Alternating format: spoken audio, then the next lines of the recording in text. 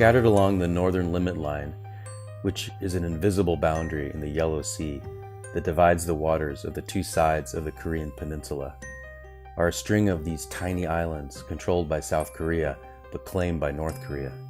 On these rocky outcroppings, islanders fish for blue crab in very contested waters, and bunkers have been built in every neighborhood for shelter against possible North Korean attack.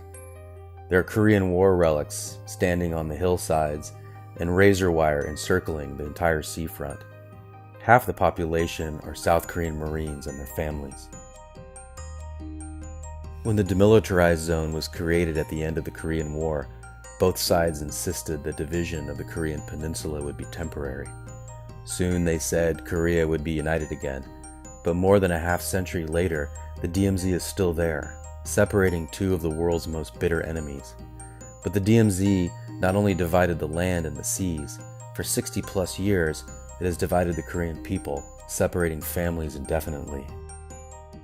And now, the tensions are fierier than they have been since the 1953 armistice, and as tensions continue to build, I believe many outsiders remain largely uninformed about the realities of the Korean people.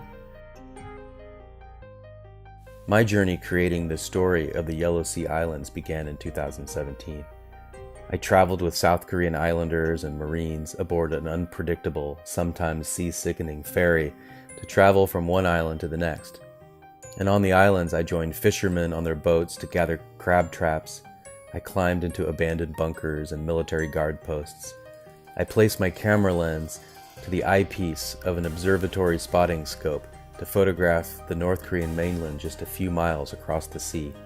I met school teachers, Marines, elderly seaweed harvesters, and many, many others. But my journey started long before that. For the past 18 years, I've been working on both sides of the Korean peninsula.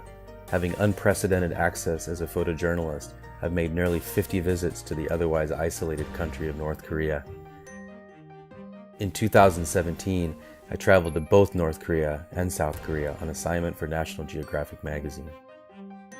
Traveling to these disputed Yellow Sea Islands is just one small part of a much longer, deeper project I'm doing on divided Korea.